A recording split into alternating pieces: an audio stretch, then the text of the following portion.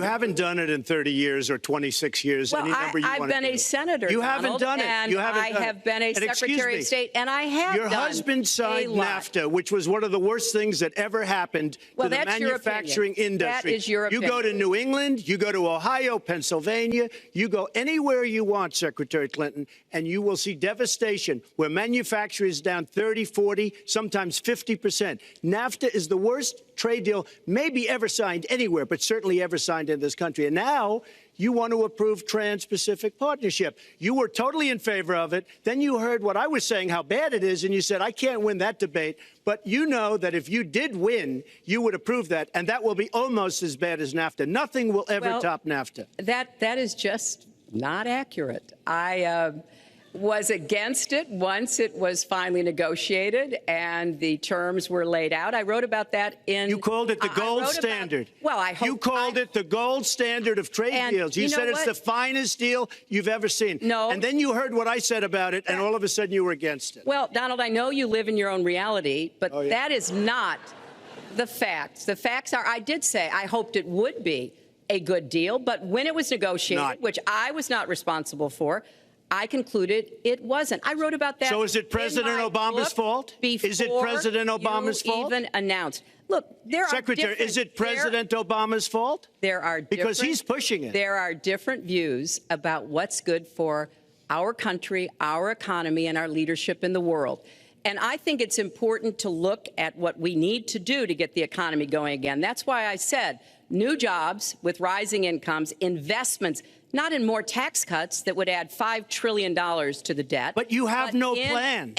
Oh, I do. Secretary, in fact, you have no plan. A book about it. It's called Stronger Together. You can pick it up tomorrow. That's about all you folks, at the bookstore or at an airport near you. We're going to move to... But it's because I see this. We need to have strong growth, fair growth, sustained growth.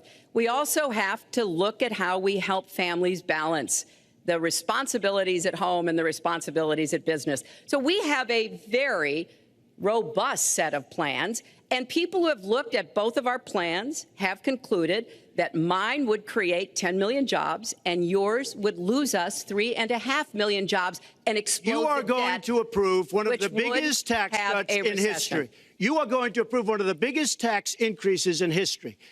You are going to drive business out. Your regulations are a disaster, and you're going to increase regulations all over the place. And by the way, my tax cut is the biggest since Ronald Reagan. I'm very proud of it. It will create tremendous numbers of new jobs. But regulations, you are going to regulate these businesses out of existence. When I go around, Lester, I tell you this, I've been all over.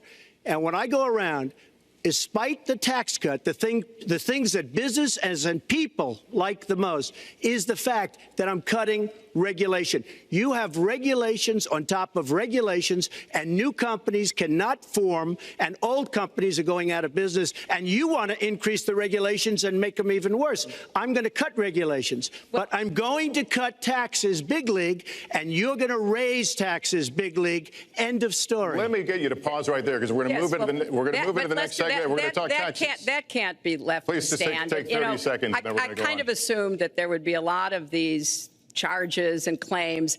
And so we have taken the homepage of my website, HillaryClinton.com, and we've turned it into a fact checker. So if you want to see in real time what the facts are, please go and take a look. And take a look at mine also, and you'll see. Not add a penny to the debt, and your plans would add $5 trillion to the debt.